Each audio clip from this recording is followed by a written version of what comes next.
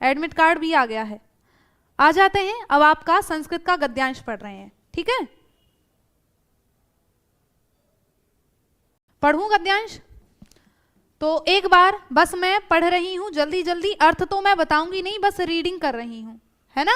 आ जाओ। संस्कृत भाषा अतीव वैज्ञानिकी कंचन कथयन्ति यत् संस्कृतमेव संगणकस्य कृते सर्वोत्तमा भाषा। क्योंकि वहां मैं आपको हिंदी बताने आऊंगी नहीं, तो यहाँ आपको अपने दिमाग के अनुसार जवाब देना है। सीडीपी होगी अभी, इसके बाद या तो अंकित सर लेंगे ईवीएस की, या फिर गार्गी मैम ले लेंगे, आपको बता देंगे कौन सी होने वाली है। संस्कृत भाषा अतीव वैज्ञानिकी कंचन कथयन्ति यत् संस्कृतमेव संगणकस्य कृते सर्वोत्तमा भाषा। अस्याः वाङ्मयं वेदैः पुराणैः नीतिशास्त्रैः चिकित्साशास्त्रादिभिश्च समृद्धस्ति। कालिदासादीनां विश्वकवीनां काव्यसौन्दर्यम् अनुपमं कौटिल्यरचितम् अर्थशास्त्रं जगति प्रसिद्धमस्ति। गणितशास्त्रे शून्यस्य प्रतिपादनं सर्वप्रथमम् आर्यभट्टः अकरोत्। चिकित्साशास्त्रे चरकसुश्रुतयोः योगदानं विश्वप्रसिद्धम्। संस्कृते यानि अन्यानि शास्त्राणि विद्यन्ते तेषु वास्तुशास्त्रं, रसायनशास्त्रं, खगोलविज्ञानं, ज्योतिषशास्त्रम् इत्यादीनि उल्लेखनीयानि। ठीक है। संस्कृते विद्यमानाः सूक्तयः अभ्युदयाय प्रेरयन्ति। यथा सत्यमेव जयते वसुधैव कुटुम्बकं विद्ययाय मृतमश्नुते योगः कर्मसु कौशलम् इत्यादयः। सर्वभूतेषु आत्मवत् व्यवहारं कर्तुं संस्कृत भाषा सम्यक् शिक्षति। केचन कथयन्ति यत् संस्कृत ग्रन्थेषु मानवजीवनाय विविधाः समाविष्टाः सन्ति। आम्, ते सत्यं कथयन्ति। महापुरुषाणां मतिः, उत्तमजनानां धृतिः, सामान्यजनानां जीवनपद्धतिः च वर्णिताः सन्ति एतेषु ग्रन्थेषु। अतः अस्माभिः संस्कृतम् अवश्यमेव पठनीयम्। तेन मनुष्यस्य समाजस्य च परिष्कारः भवेत्। उक्तं च अमृतं संस्कृतं मित्र सरसं सरलं वचः भाषासु महनीयं यद् ज्ञान विज्ञान पोषकम। तो इतना पढ़ के ये तो समझ में आ रहा होगा कि ये संस्कृत की महत्ता के बारे में बताया जा रहा है। ठीक है। हाँ, प्रश्न दिखाऊंगी, पैसेज भी दिखाऊंगी, दिक्कत मत लो। प्रश्न है, अद्यत्वे संस्कृत भाषा कस्य कृते समुपयुक्ता भाषा मन्यते? गणितस्य, खगोल विज्ञानस्य, विमान शास्त्रस्य। तो आपको अपना कोई एक टैग वर्ड्स चुनिए और वो आपको ढूंढना है गद्यांश में, जैसे मैंने आपको बताया था कि अद्यत्वे संस्कृत भाषा कस्य कृते समुपयुक्ता भाषा मन्यते। और अब आप देख लीजिएगा अपना गद्यांश, बताओ। पहली ही लाइन में है इसका उत्तर।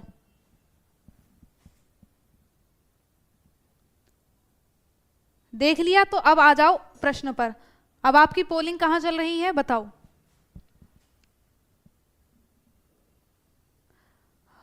बहुत 60% चलिएगा, अभी भटक रहे हैं, यानी कि आप अर्थ नहीं समझ पाए। चलिएगा, आ जाते हैं। अब मैं अर्थ समझा दूं। जो डी पर जा रहे हैं वो सभी बहुत अच्छा जवाब दिया आपने, समझ गए। देखो, अद्यत्वे आज के समय में संस्कृत भाषा किसके लिए सबसे ज्यादा उपयुक्त मानी जाती है? कस्य कृते किसके लिए सम उपयुक्ता भाषा मन्यते, किसके लिए सबसे ज्यादा उपयुक्त मानी जाती है? तो देखो, पहली ही लाइन थी कि कंचन कथयन्ति, कुछ कहते हैं यत् कि संस्कृतम एव, संस्कृत ही संगणकस्य कृते सर्वोत्तमा। संगणक किसको कहते हैं? कंप्यूटर को। कि कंप्यूटर के लिए सर्वोत्तम भाषा कौन सी है? तो वो संस्कृत है। ठीक है।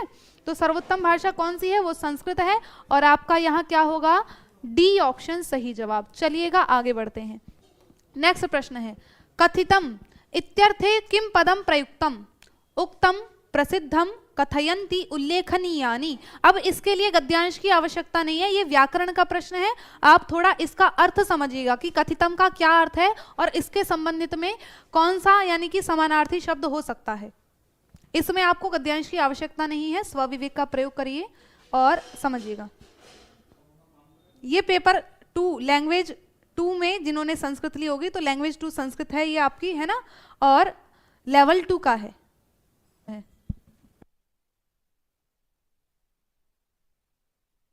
एक मिनट रुकिए, अभी पोल आपको मिलने वाला है, लेकिन यहाँ सी पर जा रहे हैं। सी और डी में अगर कमेंट भी आपकी देख पा रही हूँ। एक मिनट रुकिए, बस पोल थोड़ा सा टेक्निकल की वजह से रुक गया।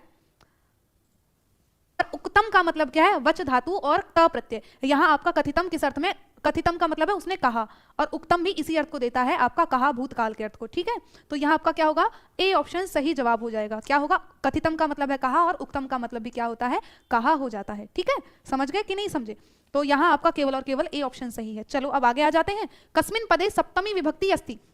कस्मिन पदे सप्तमी विभक्ति अस्ति। आप नहीं पहचान पा रहे ना सप्तमी विभक्ति, जो मैंने बताया है वो देखो, क्या नहीं हो सकता, जिनको पहचान पा रहे हो उनकी विभक्ति उनको काट दो और फिर वो आपका सीधा सीधा सप्तमी विभक्ति है। इस तरीके से आप करिएगा और आपका उत्तर बिल्कुल सही जाएगा, ठीक है। सी क्यों नहीं हुआ अक्षिता कह रही है, बाबू देखो कथयंती का मतलब है कहते हैं बहुवचन में, और कथितम अर्थ दे रहा है कहा, यानी कि ये आपका प्रेजेंट टेंस का अर्थ दे रहा है और वो आपका भूतकाल का दे रहा है। तो कथितम कहा और उक्तम कहा है ना, और कथयंती होता है कहते हैं। चलिएगा अब इसका जवाब 63 पोल पर वोट करिए जल्दी जल्दी। सी ऑप्शन, सी पर दे रही है वोटिंग, बी पर भी आ रही है आपकी ठीक ठाक सी, और सी पर भी आ रही है, सब पर ही घूम रहे हैं, मतलब आधे ए पर, आधे बी पर, आधे सी पर, आधे डी पे। अच्छा, और सी आधा जा रहे हैं। मैम नहीं दिख रहा है, अब कैसे करोगे, देखो सहतौते याद है, सहतौते ते के इसमें आता है, सह प्रथमा का बहुवचन प्रथमा विभक्ति में आता है कि नहीं आता सहतौते, तो ये क्या सप्तमी विभक्ति हो जाएगा, नहीं होगा, काट दो। अश्नुते, अश्नुते किस में आएगा, ये क्या है, ये आपके लकार हैं, लकार में कोई विभक्ति नहीं बनती। विद्यामृतम अश्नुते, अश्नुते यानी कि आपका रोचते रोचेते रोचनते, ये लट लकार का रूप है, तो इसमें विभक्ति आएगी नहीं, ये भी काट दो। विद्यते विद्यते विद्यंती, ये भी लकार है, तो इसमें प्रथम पुरुष मध्यम पुरुष और उत्तम पुरुष होता है, ये भी काट दो। तो क्या बचता है आपका, जगत शब्द बनता है ना, इनके ही तो रूप बनते हैं, चलते हैं आपके, तो क्या बनेगा आपका बी ऑप्शन सही जवाब। जो जगत शब्द है ये कैसा है, ये आपका हलंत शब्द रूप है ना, हलंत है इसका मूल रूप, क्या है हलंत है, और इसकी सप्तमी बनती है जगती जगतो हो जगत्सु। इसकी सप्तमी विभक्ति क्या बनती है, तो कहेंगे जगती जगतो हो जगत्सु, जगत्सु, जगती जगतो हो जगत्सु आपकी सप्तमी विभक्ति जगत के बनेंगे। और देखो इस बार तो इन्होंने सप्तमी विभक्ति पूछ लिया, कई बार ऐसा भी हो सकता है कि जगती में मूल शब्द क्या है, तो आप क्या करेंगे बताएंगे जगत, यानी कि त हलंत है, जगत आपका मूल शब्द रहेगा, त हलंत है, ठीक है। चलिएगा अभी ट्रिक व्रिक मैं पहले बता चुकी हूं आपको, मतलब और क्लासेस के दौरान, अब तो ट्रिक बताने का ना समय रहा है। और आ जाओ इधर, द्वंद्व समासस्य उदाहरणम अस्ति, बताइएगा द्वंद्व समासस्य उदाहरणम अस्ति विमान शास्त्रम विश्व प्रसिद्धम जीवन पद्धति चरक सुष्ठुतयोः। ये दो आपके दो लोगों की बात जहां की जाएगी तो दो नाम आपको दिखाई देंगे और वो द्विवचन में होंगे। तो चरक भी आपके एक चिकित्सा शास्त्र रहे हैं और सुश्रुत भी चिकित्सा शास्त्री हैं, तो चरक सुश्रुतयोः षष्ठी द्विवचन है, ये क्या है तो कहेंगे षष्ठी द्विवचन, और आपका डी ऑप्शन सही जवाब हो जाएगा, चरक सुश्रुतयोः डी ऑप्शन, ठीक है। चलिएगा मनुष्यस्य समाजस्य परिष्कारः केन भविष्यति, मनुष्यस्य समाजस्य परिष्कारः केन भविष्यति, इसके लिए क्या है आपको गद्यांश देखना है, दिखाऊं ऑप्शन देखो पहले, संगणक प्रयोगेन, विज्ञानेन, संस्कृत भाषा पठनेन या गणित शास्त्रेण, ठीक है। अब कोई टैग वर्ड पहचानो, मनुष्यस्य समाजस्य परिष्कारः, ठीक है, और आप ढूंढो अपने गद्यांश में परिष्कारः, इधर देखो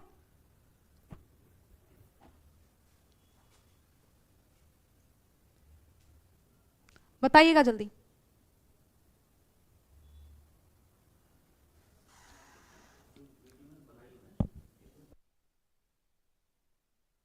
वोटिंग कहां पर जा रही है आपकी, सी ऑप्शन पर ज्यादातर हैं आपके, यानी कि 44%। देख लो अब एक मिनट प्रश्न भी देख लेते हैं, है ना, ये रहा सी ऑप्शन, यानी कि संस्कृत भाषा पठनेन, है ना, बिल्कुल भाई पूछा है मनुष्य से समाज से परिष्कार, यानी कि मनुष्य और समाज का जो परिष्कार है वो किससे हो सकता है, तो आ गया संस्कृत भाषा पठनेन, कि संस्कृत भाषा के पढ़ने से ही मनुष्य का और समाज का परिष्कार हो सकता है, उद्धार हो सकता है। ये रहा देखो गद्यांश में मैं दिखाऊं आपको,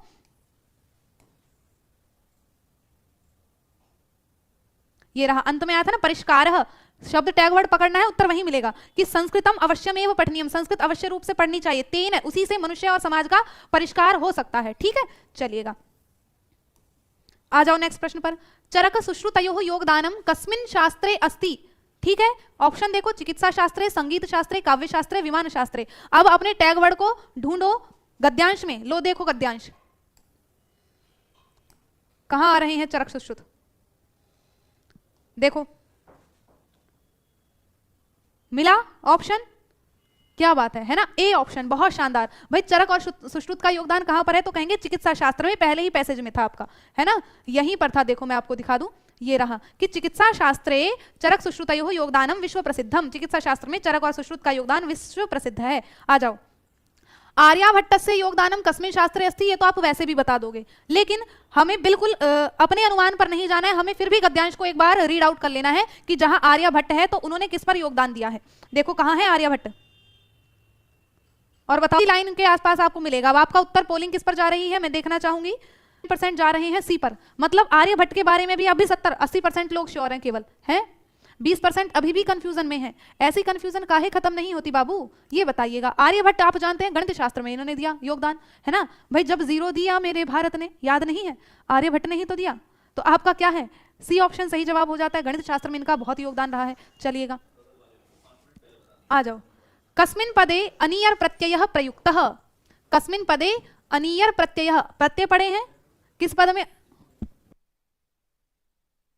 जवाब है देखो इत्यादीनी, इसमें अनियर प्रत्यय आप जानते, अनियर का क्या बचता है, अनीय बचता है, अंत में आपको अनीय दिखाई देगा। क्या इसके अंत में अनीय है, नहीं है। क्या इसमें अनीय है, नहीं है। क्या इसमें है, नहीं है, तो बता दो। उल्लेखनीयानी है ना, उल्लेखनीय में आपका बहुवचन बन गया तो उल्लेखनीयानी बन गया, है ना, क्योंकि नपुंसक लिंग का शब्द है। तो आपका बी ऑप्शन सही जवाब हो जाता है। बहुत सुंदर जवाब आपने दिया, प्रत्यय को भी पहचान लिया, है ना। चलिएगा अब आपका दूसरा पैसेज आपके समक्ष है, ठीक है, एक पैसेज हो गया, अब दूसरा पैसेज इसको पढ़ते हैं।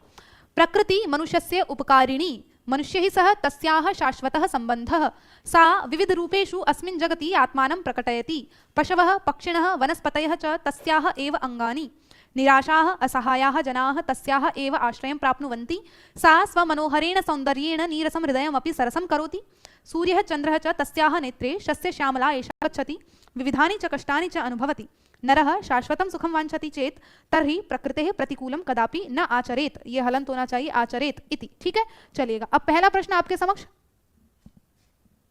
चलिएगा। मनुष्य है कस्याः प्रतिकूलं न आचरेत, मनुष्य कस्याः प्रतिकूलं न आचरेत, टैग वर्ड पकड़ो, कौन सा शब्द देख सकते हो और उसको गद्यांश में ढूंढो, ठीक है। कस्याः प्रतिकूलं न आचरेत, अब देखो कहां हो सकता है उत्तर, गद्यांश आपके सामने है, ठीक है, और फिर प्रश्न आपके सामने है। पोलिंग कहां जा रही है आपकी, बी पर जा रहे हैं, बी कई बात का बी है बाबू, यूं बताओ। मनुष्य कस्याः प्रतिकूलम न आचरेत, मनुष्य को किसके प्रतिकूल आचरण नहीं करना चाहिए, और अभी आपको गद्यांश नहीं दिख रहा हमें, है तो प्रकृति है प्रतिकूलम, यानी कि मनुष्य को प्रकृति के प्रतिकूल, हमें प्रकृति के विपरीत कभी भी आचरण नहीं करना चाहिए। अगर किसी के विपरीत आचरण करेंगे वो हमें नष्ट कर देगा। प्रकृति के विपरीत आजकल हम आचरण कर रहे हैं, प्रकृति हमको नष्ट कर रही है, विभिन्न प्राकृतिक आपदाएं आ रही हैं, है ना। तो आपका क्या है, सी ऑप्शन सही जवाब। आ जाओ।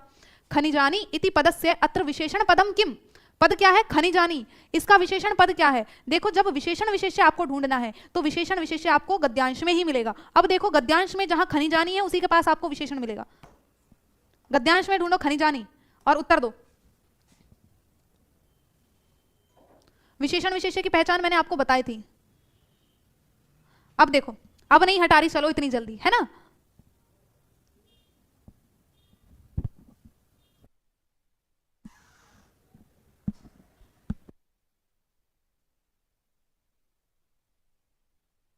हाँ भाई आपकी वोटिंग जा रही है सी पर, देखें सी पर, अच्छा जी सी पर और डी पर भी जा रही है। चलो आपको अब मैं दिखा देती हूँ। खनिजानी, विशेषण विशेष्य की मैंने आपको बात बताई थी कि, अब क्वेश्चन देख लो, चलो विशेषण विशेष्य की मैंने आपको बात बताई थी, जब भी संस्कृत में विशेषण विशेष्य होंगे तो दो शब्द एक साथ होंगे और उनमें समान विभक्ति आपको नजर आएगी। आपको खनिजानी में क्या है, प्रथमा बहुवचन या द्वितीय बहुवचन हो सकता है, फलम फले फलानी, जलम जले जलानी, तो आपको क्या है, बहुवचन की विभक्ति दूसरे शब्द में नजर आएगी। तो देखो आपका यहाँ खनिजानी कहाँ है, खनिजानी, और खनिजानी के जस्ट पहले क्या है, सकलानी, तो सकलानी खनिजानी, इनमें परस्पर विशेषण विशेष्य का संबंध है। अब इसके उदाहरण और भी मैं आपको दिखाऊं, जैसे आपका शाश्वतम सुखम, इसमें क्या है, दोनों में समान विभक्ति है, शाश्वतम और सुखम, यानी कि शाश्वत सुख द्वितीय विभक्ति है। तो यहाँ सुख और सुख क्या है, विशेष्य है, और शाश्वत क्या है, विशेषण है। तो जहां दो शब्द एक साथ समान विभक्ति के आपको नजर आएंगे, याद रखना वो कैसे रहेंगे, वो विशेषण विशेष्य के रहेंगे, ठीक है। और मैं अभी आपको उदाहरण देख रही हूँ कि शाश्वतः संबंधः प्रथमा विभक्ति, तो दोनों में क्या है, विशेषण विशेष्य का संबंध है। निराशाः असहायाः जनाः, तीनों में क्या है, एक साथ समान विभक्ति, विशेषण विशेष्य का संबंध है, ठीक है। और आपको दिखा दूं जहां दो विभक्तियां, विविधा, यही तो है, सकलानी खनिजानी, तो आपका क्या होगा, डी ऑप्शन सही जवाब। अब ये उत्तर, ऐसा प्रश्न विशेषण का गलत नहीं हो जाना चाहिए आपका परीक्षा में भी, ध्यान रख के करना है ना। अब आ जाओ, लकार आपने पढ़े या नहीं पढ़े तो एक बार जरूर मैं कह रही हूँ, कंटेंट वाली मैराथन रिवीजन करना है, हिंदी की भी और संस्कृत की भी, सारा कंटेंट बहुत अच्छे से किया हुआ है वहाँ। तो विधिलिंग लकार की बात की है, वहाँ लकार भी मैंने पढ़ाए हैं। इसका उदाहरण क्या है, चलिएगा देख लेते हैं कितनों को याद है विधिलिंग लकार। इसके लिए तो गद्यांश की आवश्यकता नहीं है, केवल आपके स्वविवेक की आवश्यकता है, कितना आपको याद है। तो कृतज्ञतां वांछति प्रकटयति आचरेत, पोलिंग जा रही है डी पर 70%, बहुत शानदार। और ए पर भी जा रहे हैं 15, सी पर भी जा रहे हैं 10%, मतलब पोलिंग बदल रही है। देखो आप जानते हैं पठेत पठेताम पठेयु, एत एताम एयु, ये क्या है आपका विधिलिंग लकार है जो आज्ञा आपका चाहिए अर्थ में होता है। तो आचरित में क्या है, विधिलिंग लकार नहीं है। जैसे पठेत पठेताम पठेयु, पठेत पठेताम पठेयु, वैसे ही क्या है आचरित आचरेताम आचरेयु, उसको आचरित आचरण करना चाहिए, आचरेताम एत एताम होना चाहिए, आचरेताम आचरेयु, ठीक है, एत एताम एयु आचरेयु, ये सभी किसके हैं, विधि लिंग लकार के हैं, ठीक है। तो आपका हो जाएगा डी ऑप्शन। प्रकटयति ये किसका है, ये आपका लट लकार का है। पठति प्रकटयति लट लकार का, प्रकटयति प्रकटयतः प्रकटयन्ति, वांछति वांछतः वांछन्ति लट लकार है। तीतः अंति किस में आता है, लट लकार में आता है, ये आपको काट देना चाहिए था। कृतज्ञताम आपका लोट लकार में आता है, कृतज्ञतु कृतज्ञताम कृतज्ञन्तु, है ना, तो आपका ये लोट लकार का है, द्विवचन है। ताम तू अताम अंतु, इस तरह से, ठीक है। तो आपका क्या रहेगा यहाँ, केवल और केवल डी ऑप्शन सही जवाब होगा। याद रखना एत एताम एयुः होना चाहिए, तो आपका विधि लिंग। देखो अगर बात करूं परम की, नित्यम की, शाश्वतम की, तीनों ही क्या है, अव्यय पद हैं, और अव्यय पदों में कोई विभक्ति नहीं होती, ठीक है, तीनों ही क्या है, अव्यय हैं, इनमें कोई विभक्ति नहीं होती। तो क्या बचता है, सी कृतज्ञताम, है ना। तो कृतज्ञता आप देख सकते हैं, कृतज्ञता आकारांत है लता की तरह, उसमें मैं जोड़ दो कृतज्ञताम, यानी कि सी ऑप्शन सही जवाब हो जाता है, ठीक है, सी ऑप्शन सही जवाब हो जाता है। 5 और ये आपका गद्यांश का अंतिम प्रश्न है, उसके बाद हम पेडागोजी करेंगे, ठीक है। उसके बाद क्या करेंगे, पेडागोजी करेंगे। तो 15 प्रश्न आपके गद्यांश के हो चुके हैं और आपकी वोटिंग किस पर जा रही है, 100% वोटिंग, क्या बात है, डी पर है, बहुत शानदार, दिल खुश कर दिया। कि क्या है, ल्यप प्रत्यय है। ल्यप प्रत्यय में क्या होता है, पहला पद क्या होता है, उपसर्ग होता है, बीच में धातु होती है और अंत में ल्यप, और ल्यप का आप जानते हैं क्या बचता है, ये भी कट जाता है, यानी कि यह शेष बचता है और आपका बन जाता है विहाय। तो ल्यप प्रत्यय की यही पहचान है कि पूर्व पद कैसा होगा, आपका उपसर्ग होगा, है ना, पूर्व पद क्या होगा, उपसर्ग होगा, बहुत शानदार। चलिएगा अब आ जाता है आपका पहला पेडागोजी का प्रश्न, शिक्षण शास्त्र का प्रश्न, जवाब दो, बहुत बढ़िया वाला, सुंदर सा प्यारा सा। काव्य शास्त्र पठनम, अन्य पठनम या पठनम होना चाहिए, पठनम, पठनम, है ना। अन्य भाषासु लिखित साहित्य से पठनम परस्परम विचार विमर्शः नूतन विषयान् अधिकृत्य निबंध लेखनम। यहाँ जवाब आपका जा रहा है, पोलिंग जा रही है सी पर, 65% पहुंच गए हैं सी पर, और बी पर भी हैं, ए पर भी हैं, डी पर भी हैं, सभी पर खैर घूम रहे हैं थोड़े थोड़े की, चल यहाँ ही लगा दें, कुछ समझ में ना आया। अंतर्वैयक्तिक प्रज्ञा जानते हो क्या होती है, इंटरपर्सनल कम्युनिकेशन, इंटरपर्सनल जानते हो, परस्पर संप्रेषण, और परस्पर संप्रेषण में हम क्या करते हैं, परस्पर विचार विमर्श करते हैं। अंतर्वैयक्तिक का मतलब है जब दो लोगों की बातें होती हैं परस्पर, जब आपस में परस्पर दो लोग बातचीत करेंगे तो वो आपका अंतर्वैयक्तिक प्रज्ञा होती है। दो प्रज्ञा होती है, एक आपकी अंतर्वैयक्तिक और एक क्या होती है, अंतरावैयक्तिक। एक कैसी होती है, अंतर्वैयक्तिक और एक अंतरावैयक्तिक। इनमें क्या भेद है, जो मेटाकॉग्निशन होता है, अधिसंज्ञान होता है, तो मेटाकॉग्निशन की स्थिति क्या है, जब हम स्वयं के विचारों पर, जो अपनी धारणाएं हैं उन पर विचार करें, खुद की धारणाओं पर खुद से विचार विमर्श करें, तो वो आपका अंतरावैयक्तिक है। लेकिन उन्होंने अंतर्वैयक्तिक की बात की है, यानी कि इंटरपर्सनल की बात की है, तो यानी कि परस्पर विचार विमर्श करना आपका क्या होगा, सी ऑप्शन सही जवाब। और बहुत अच्छा आप सभी ने जवाब दिया है। मैम पहले मत बताइए, पहले मैंने बताया ही नहीं, है ना। चलिएगा, मैंने आपकी पोलिंग को देखकर फिर बाद में बताया है। चलिएगा 77, कोपि अध्यापकः छात्रस्य असमीचीन प्रतिक्रियाम् अपि उत्साहेन स्वीकरोति, सः अध्यापकः छात्राणां भावात्मक विकासस्य प्रक्रियां सम्यक् रूपेण अवगच्छति, छात्राणां भाषा विकासदृष्ट्या तेभ्यः प्रोत्साहनं यच्छति, शिक्षण कौशलम् अनुपालयति, संज्ञानात्मक विकासाय प्रयत्नशीलः। तो चलिएगा आपका जवाब क्या होना चाहिए, आपकी वोटिंग किधर जा रही है, ए पर 32 है। अध्यापक, कोई अध्यापक छात्र से छात्र की असमीचीन प्रतिक्रिया, असमीचीन का मतलब है गलत प्रतिक्रिया को भी उत्साहेन स्वीकरोति, कि कोई बच्चा कोई गलत गतिविधि कर रहा है, प्रक्रिया कर रहा है, उसको भी उत्साहपूर्वक उसको प्रोत्साहित करता है या स्वीकार करता है। असमीचीन का मतलब क्या है, देखो समीचीन का मतलब होता है सही, और ए जुड़ गया तो विपरीत अर्थ दे दिया कि असमीचीन। तो कोई अध्यापक गलत गतिविधि को भी प्रोत्साहित कर रहा है, स्वीकार कर रहा है, तो वो अध्यापक कैसा है, छात्राणाम छात्रों की भावात्मक विकास की प्रक्रिया को सम्यक रूप से अवगच्छति, समझता है कि छात्रों की भावात्मक विकास की प्रक्रिया को समझ रहा है अच्छे से, या छात्रों के भाषा विकास की दृष्टि से उनको प्रोत्साहन दे रहा है, या शिक्षण कौशलम अनुपालयति, शिक्षण कौशल का पालन कर रहा है, संज्ञानात्मक विकास प्रयत्नशील है, संज्ञानात्मक विकास के लिए प्रयत्नशील है। आप जानते हैं कि भाई पोल जल्दी हट जाता है, बच्चों की शिकायत आ रही है, जल्दी मत हटाना, ठीक है। हाँ, तो आप अगर बच्चे की क्या कर रहे हो, जो उसकी गलत बात को भी स्वीकार कर रहे हैं, मतलब कुछ गलत कर रहे हैं, हम डांट दें, आप जानते हैं ना अफेक्टिव फिल्टर जो स्टीफन क्रैशन ने दिया, कि उनको भावात्मक सपोर्ट की भी जरूरत है। अगर बच्चा गलत बोला है तो उसको भावात्मक सपोर्ट दो, वो पढ़ेगा। तो यहाँ क्या है, भावात्मक विकास की प्रक्रिया को सम्यक रूप से वो समझ रहा है, उसका प्रयोग कर रहा है, ठीक है। तो छात्राणाम भावात्मक विकासस्य प्रक्रियां सम्यक रूपेण अवगच्छति, ठीक। ए ऑप्शन यहाँ सही रहेगा। ज्यादातर बी पर घूम रहे थे, लेकिन भाई समझिएगा, ठीक है। तो भाषा विकास की दृष्टि से वो उत्साह नहीं दे रहा है, वो भावात्मक सपोर्ट उनको दे रहा है कि आप कर सकते हो, कोई दिक्कत नहीं है, गलत बोलो पर बोलो जरूर, भावात्मक सपोर्ट है। रचनावादः इत्यनेन अभिप्रायः अस्ति यत् छात्राः स्वानुभवान् अधिकृत्य तत्त्वानि तथ्यानि च अवगच्छन्ति, ज्ञाननिर्माणे च संलग्नाः भवन्ति, विभिन्नानि तत्त्वानि निर्दिष्ट सिद्धांतानुसारम, है ना, नए तत्वों को वो समझते हैं और ज्ञान का निर्माण करते हैं। किसके आधार पर? अपने अनुभवों के आधार पर। अनुभव क्या है? उनके पूर्व ज्ञान है। तो बच्चा का अनुभव जहां मिल जाए, यानी कि रचनानुवाद, रचनानुवाद कह रही रचनावाद, ठीक है, चलेगा। श्रवण कौशल संबद्ध गतिविधि मूल्यांकनार्थम किम आवश्यकम? लिखित कार्य से अधिकाधिक अभ्यासः, श्रुत सामग्रीम अधिकृत्य विविध प्रकारकाः प्रश्नाः, वर्ण विन्यासस्य अभ्यासः या स्तरीय वाचन सामग्री। बताइएगा क्या होगा? कौशल संबंध गतिविधि के मूल्यांकन के लिए किम आवश्यकम? श्रवण कौशल गतिविधि की बात की है कि आपको श्रवण कौशल का विकास करना है, तो उसके लिए आपके मूल्यांकन के लिए कौन सी गतिविधि आवश्यक है? तो लिखित कार्य का श्रवण कौशल से कोई लेना देना नहीं है भाई। बच्चे को कुछ सुनाएंगे तभी तो श्रवण कौशल का विकास होगा, तो यहाँ लिखित का अधिक अधिक अभ्यास नहीं करवाना है। वर्ण विन्यास का अभ्यास या स्तरीय वाचन सामग्री नहीं, तो क्या है? श्रुत सामग्री को आधार बनाकर विविध प्रकार के प्रश्न हमें पूछने हैं, है ना। तो आपका यहाँ क्या हो जाएगा? बी ऑप्शन सही जवाब हो जाता है, ठीक है। क्लास को शेयर करो, लाइक करो और चैनल को सब्सक्राइब करते चलो और अपने प्यारे प्यारे से जवाब देते चलो बढ़िया बढ़िया से। क्या जवाब है आपका? व्यापकम पठनम। पोलिंग आपके सामने और आपकी वोटिंग जा रही है डी पर, बहुत शानदार 72%। ए पर भी जा रहे हैं कुछ 15-1%। अच्छा जी, व्यापक पठन जानते हैं। अब देखो वोटिंग आपकी जो डी पर है तो वो बहुत शानदार है जो डी पर गए हैं। अब देखो डी ही सही है। व्यापक पठन यानी कि विस्तृत पठन किस लिए किया जाता है? आनंद के लिए। तो सीधा सीधा भाई आनंदार्थम पठनम, आनंद के लिए अर्थम पठनम, विनोदार्थम पठनम, कुछ भी आ जाए। रुच्यार्थम, रुचि के लिए पढ़ना, या विनोदार्थम पठनम आ जाए। कथा पठन, कथा कहानी पठन, सभी विस्तृत या व्यापक पठन में आ जाता है। डर को दूर भगाना है ना। आ जाओ, ये है आपके सामने कि शिक्षकः लेहः इत्यस्योपरि एकस्य पाठस्य आरंभं करोति, आरंभात् पूर्वं सः अधोनिर्दिष्टं चित्रं कृष्णफलके लिखित्वा चर्चाम् आरभते। अधोनिर्दिष्टम चित्रम का मतलब है इस चित्र को देखकर वो चर्चा आरंभ कर रहा है। तो कृष्ण फल के शिक्षकेण विरचितम एतत् चित्रम अस्ति। बताओ क्या है? अपने टैगवर्ड की जो वीडियोस हैं, पॉजिटिव नेगेटिव के टैगवर्ड्स कीवर्ड्स मैंने आपको करवाए, उनको पढ़कर रिवीजन करके आना था, तो बहुत ज्यादा हेल्प मिलती है आपको इसको समझने में। और यहाँ आपकी वोटिंग जा रही है बी की तरफ, 50% जा रहे हैं बी पर भी, मतलब अभी 50% इधर उधर अटके हुए हैं, अभी भी तुम अटके हुए हो। चलेगा, आधे तीनों ऑप्शन में बट गए हैं और आधे आपके आ गए हैं बी पर। तो जो बी पर है वो बिल्कुल सही है। संकल्पना मानचित्रण नहीं जानते हो? Mind mapping. देखो प्रश्न देखो, शिक्षक है, शिक्षक जो है लेह, एक शब्द है लेह, इसके ऊपर बच्चों को पाठ से आरंभम करोति, एक पाठ का आरंभ करता है और आरंभात पूर्वम, आरंभ करने से पहले वह अधोनिर्दिष्टम चित्रम कृष्ण फल के लिखती, कि एक इस चित्र को, मानचित्र को कृष्ण फलक यानी कि ब्लैक बोर्ड, कृष्ण फलक किसको कहते हैं? ब्लैक बोर्ड पर एक चित्र, इस मानचित्र को लिखकर और चर्चा आरंभ करता है। यानी कि लेह किस किससे संबंधित है भाई? लेह कोई खाद्य संस्कृति, खाद्य पदार्थ भी हो सकता है, कोई प्रसिद्ध स्थान भी है। बी ऑप्शन सही जवाब। ये कोई विषयक मानचित्र नहीं है, ये मानचित्रण यंत्र, मैपिंग कोई डिवाइस नहीं है, या कोई राज्य का मानचित्र मैप नहीं है आपके सामने, ठीक है। तो क्या होगा आपका? बी ऑप्शन सही जवाब हो जाता है। कॉन्सेप्ट मैप इसको कहेंगे, या माइंड मैपिंग जो आपका हो जाता है यही है।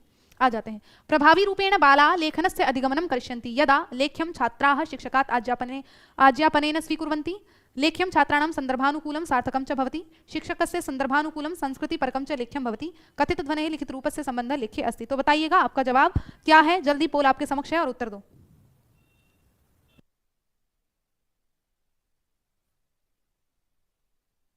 पढ़े ना जिन्होंने, तो आधे से ज्यादा प्रश्न आपके टैगवर्ड से हो जाते हैं। कोई कोई प्रश्न होता है जहां नहीं दे पाता है भाई काम, पर ज्यादातर प्रश्न आपके टैगवर्ड से हो जाते हैं, ठीक है।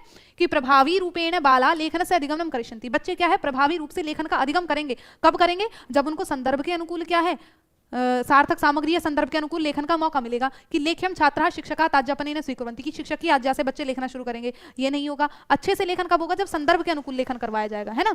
तो लेख्यम छात्राणाम, छात्रों के संदर्भ के अनुकूल, शिक्षक के संदर्भ के अनुकूल नहीं। कुछ सोच रहे होंगे मैम संदर्भ के अनुकूल सी में भी है, तो यहाँ देखना है शिक्षक के संदर्भ के अनुकूल नहीं, छात्रों के संदर्भ के अनुकूल। तो आपका क्या हो जाता है? यहाँ केवल और केवल बी ऑप्शन सही जवाब हो जाता है, ठीक है। उत्तर क्या है बताओ? प्रश्न यह है कि उत्तर क्या है? हाँ भाई बैच आएगा, सारे बैच आएंगे, बता देंगे जो भी आएगा, ठीक है, दिक्कत मत लो।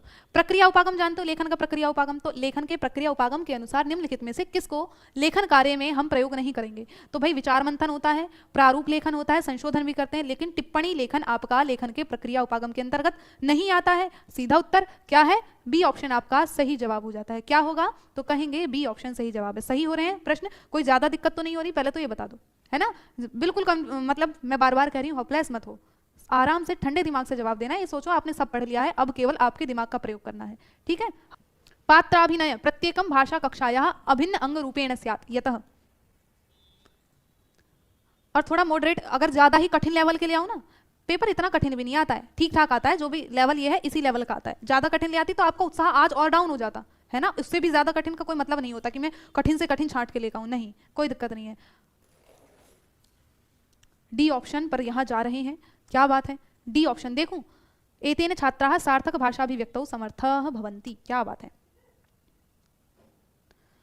देखो पात्र अभिनय किसको कहते हैं, रोल प्ले, भूमिका निर्वाह जो है ना, तो रोल प्ले प्रत्येक भाषा कक्षा के अभिन्न अंग के रूप में होना चाहिए। क्यों होना चाहिए, ऑप्शन ए की मुक्त रूपेण छात्राः गल्प करणे समर्था भवन्ति, गल्प का मतलब होता है बकवास करना एक तरह से, है ना, परस्पर कोलाहल करना, तो मुक्त स्वतंत्र रूप से बच्चे क्या है यहाँ बातचीत करना शुरू कर देते हैं, है ना, तो ऐसा तो नहीं है पात्र अभिनय में। एतत् की यह कक्षायाः प्रबंधने प्रभावी साधनमस्ति, ये कक्षा के प्रबंधन में प्रभावी साधन है, तो प्रबंधन में नहीं है, जो भाषा आपका भूमिका निर्वाह है ये किसमें है भाई, आपकी अभिव्यक्ति, ये संप्रेषणात्मक कौशल में आवश्यक होता है ना। तो कभी भी अगर भूमिका निर्वाह की बात आए, रोल प्ले की बात आए, रोल प्ले को यहाँ तो पात्र अभिनय हो गया, और कभी कभी क्या जाता है भाग ग्रहणम की आता है, तो कहेंगे भाग ग्रहण भी इसी को कहते हैं। तो इसमें क्या होगा, कंठस्थीकरण ये तो कतई काट दो, और आपका बचता है डी कि इससे छात्राः सार्थक भाषा अभिव्यक्तौ समर्था, कि बच्चे सार्थक रूप से स्वयं को अभिव्यक्त करने में समर्थ होते हैं, यहाँ आपका संप्रेषणात्मक कौशल विकसित होता है। ठीक है, चलिएगा। इसके बाद आपको अंकित सर अपनी, मैम अभी तक 2 गलत हुए हैं, तैयारी भी अच्छी है, बहुत डर है, ये डर तो तुम्हारा खत्म ही नहीं होगा, पेपर देने के बाद भी डर थोड़ी खत्म होएगा तुम्हारा, यूँ कहोगे मैम अब बस रिजल्ट आ जाए, डर लग रहा, पता ना कैसा आएगा, तो भैया डर तो खत्म होना ही ना तुम्हारा, है नहीं, कोई दिक्कत नहीं, आराम से सहज भाव से जाना है, डर तो खैर लाजमी है, पेपर देने जा रहे हैं, तैयारी करिए, फिर भी पता नहीं कैसा आ जाए, थोड़ा बहुत होना चाहिए, लेकिन वो डर ही क्या है आपको जीत के लिए प्रेरित करता है, और डर को हावी नहीं होने देना है, उस डर को क्या है जीत में कन्वर्ट करना है, आपको हावी नहीं होने देना है। ठीक है, आ जाओ, यहाँ आपका ऑप्शन क्या हो जाता है, 85 का पोलिंग जा रही है ए पर, बहुत ज्यादा, बहुत बढ़िया। भाई देखो प्रश्न क्या है कि प्रदत्त विषय अधिकृत्य, कोई विषय आपको दिया गया उस पर अधिकृत्य उसको आधार बनाकर यदा छात्रा एकम लघु कविता रचयितुम निर्दिशति, आप छात्रों को एक लघु कविता को रचने का निर्देश दे रहे हो, और रचने में क्या है बच्चे की क्रिएटिविटी नजर आएगी, सृजनशीलता नजर आएगी, क्रिएटिव थिंकिंग नजर आएगी, वही क्या है आपका ए ऑप्शन, है ना। तो जहां बच्चा रच रहा है यानी कि उसकी सृजनशीलता, उसकी रचनात्मकता, कल्पनाशीलता का विकास हो रहा है। ठीक है, ये लेवल 1 का नहीं है, आज लेवल 2 का है, और आप ले सकते हो लेवल 1 के लिए, बहुत बढ़िया है ना, क्योंकि देखो लैंग्वेज आपकी लेवल 1 में भी आनी है और लेवल 2 में भी आनी है। ठीक है, चलिएगा इसका उत्तर दीजिएगा। 86 आपके सामने है कि छात्रान, क्यों जो आज लेवल 2 वाले हैं ना वो कल भी आना, जो लेवल 1 का आपका हिंदी और संस्कृत का होगा उसमें भी अपनी प्रैक्टिस जरूर करना, बाकी आपके सब्जेक्ट होंगे नहीं, लेकिन हिंदी और संस्कृत तो आपका होगा, तो आप हिंदी संस्कृत में कल भी आना, आज भी है, और जो कल आएंगे लेवल 1 वाले वो आज भी रहो आपने हिंदी और संस्कृत के लिए। ठीक है, आ जाओ।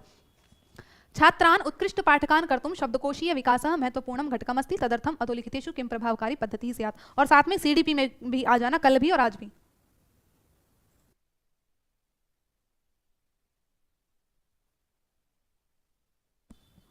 वोटिंग जा रही है डी पर, देखें नव शब्दस्य अर्थानुमानम कर्तुम छात्रः संदर्भस्य उपयोगम कर्तुम प्रयासम कुर्युः, बहुत शानदार। चलो भाई देख लो, प्रश्न समझा दूं अब एक बार, देखो चलो जवाब दो।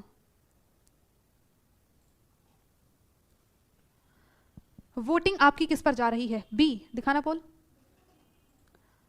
58 पर जा रही है, सह गतिविधि येन बालानां कृते वार्तालाप कर्तुम अवसरः दीयते, और डी पर भी है 34% के आसपास, बी पर फिर 60 पहुंच गए। चलिएगा अब देखो, अधोलिखितेषु निम्नलिखित में से किम सफल संभाषण गतिविधेः लक्षणम स्यात्, निम्नलिखित में से कौन सफल संभाषण गतिविधि का लक्षण हो सकता है ना, कि बालक सहभागे विषमता, विषमता आपका बच्चे सहभाग में विषमता है, विषम है ना, तो वे विषमता आपकी सफल संभाषण में नहीं है उपयोगी। सह गतिविधि वह गतिविधि जिसमें बच्चों के लिए वार्तालाप करने के अवसर, भाई सफल संभाषण की बात की है, सॉरी गलत कर दिया, नहीं सही, कि आपको संभाषण की बात की है तो आपको वार्तालाप के अवसर देने हैं, क्या करना है, अवसर देने हैं वार्तालाप करने के। ठीक है, हाँ भाई, सामाजिक भावाभिनय पाठ्यपुस्तकम वेतार यंत्रम वायगॉस्की आ जाएं, ए ऑप्शन पर सभी जा रहे हैं, बहुत शानदार, 96% पहुंच गए ए पर, 90% से भी प्लस में पहुंच गए, बहुत बढ़िया। तो जो 2-4% अभी भी भटक रहे हो तुम, बहुत उठने के काम कर रहे हो। देखियो ए भाई वायगॉस्की है तो कहाँ जाएंगे, सामाजिक, सोशल, समाज की बात की है उन्होंने, है ना, सोशल कंस्ट्रक्टिविज्म का सिद्धांत इन्होंने दिया है कि बच्चा क्या है समाज से अंतः क्रिया करके भाषा को सीखता है, और आपका यहाँ क्या ए ऑप्शन सही जवाब हो जाता है। आ जाओ, वादी सिद्धांतानुसारम बालाः भाषायाः अधिगमनं प्रभावी रूपेण कुर्वन्ति यदा कक्षा शिक्षकस्य नियंत्रणे स्यात् तथा च छात्राणां कृते अधिकम् अवकाशं न ददाति, व्याकरणस्य नियमान् कंठस्थीकर्तुं छात्रान् प्रोत्साहयति, कृष्णफलकात् छात्राः स्पष्टतया उत्तराणि लिखन्ति, विभिन्न कौशल आधारित कार्येषु गतिविधिषु च सहभागं ग्रहीतुं शिक्षकः छात्रान् प्रोत्साहयति। सबसे पॉजिटिव प्रश्न उत्तर आपको नजर भी आ रहा होगा, पर दीजिएगा आपका जवाब जो पोलिंग जा रही है भाई डी पे पहुंच गए 90 प्लस में, बहुत शानदार, बहुत बढ़िया। देखो क्या पूछा है, बहुत अच्छा, सभी का जवाब है, वेल डन। देखो, ज्ञानवादी सिद्धांत के अनुसार बालाह बच्चे भाषा अधिगम को प्रभावी रूप से कब सीखेंगे? जब आप विविध गतिविधियों में संलग्न करोगे, है ना। और ये वाली बात केवल और केवल डी दे रहा है कि विभिन्न कौशल आधारित कार्यों में या गतिविधियों में बच्चे सहभाग करने के लिए जब उनको प्रोत्साहित करोगे तो बच्चा क्या है, अधिगम बहुत आसानी से कर पाएगा। तो यहाँ आपका क्या है, डी। अब यहाँ स्पष्टतः उत्तर लिखो या कंठस्थीकरण करना, अवकाश देना, ये सभी आपके क्या है, नकारात्मक है, इनको काट दीजिएगा, है ना। अब आपका अंतिम प्रश्न की तरफ हम बढ़ते हुए संस्कृत के, हिंदी के भी कर लिए और इधर अब हम आ गए हैं संस्कृत के अंतिम प्रश्न की तरफ। ठीक है, आ जाओ। 90, उत्तम श्रोता, बहुत प्यारा सा प्रश्न है। सीडीपी नहीं हुई है अभी, अंकित सर पढ़ाएंगे और टाइम का पता ही नहीं चला। बहुत बढ़िया, चलो अब इसका जवाब तो दे दो। आपका पोल, हाँ 40% आपके डी पर जा रहे हैं और बी पर भी जा रहे हैं 40% के आसपास। चलिएगा देख लेते हैं, उत्तम श्रोता किसको कहते हैं? प्रश्न है, आप समझो। उत्तम श्रोता कि कथम शब्द से कथनम भवति, कैसे शब्द का कहा जाए, बोला जाए, ये कोई उत्तम श्रोता का गुण है, ये तो वक्ता का गुण है। कथम भावनाया उपयोग भवति इति अभिज्ञातुम, किस तरह भावना का उपयोग होता है इसको पहचान करना, तो ये भी गलत है। तो भाई उत्तम श्रोता वही है जो आपने प्रश्न पूछा उसका उत्तर सही दे रहा है, आपने सही से प्रश्न सुना है तो उत्तर भी सही दोगे, वही तो उत्तम श्रोता है। तो पृष्ठस्य प्रश्न से पूछे गए प्रश्न का उचितम प्रतिक्रिया दातुम शक्नोति, जो पूछे गए प्रश्न की उचित प्रतिक्रिया दे, वही उत्तम श्रोता है। सुने हुए की आप उचित प्रतिक्रिया देंगे तो आपका नाडी होगा कि प्रत्येक शब्द को समुचित उच्चारण करना आपका उच्चारण कौशल को दर्शाएगा। यहाँ श्रोता की बात की है तो क्या है, सी ऑप्शन कह रहे हैं मैम जी बहुत आसान प्रश्न लाई और फिर भी गलत कर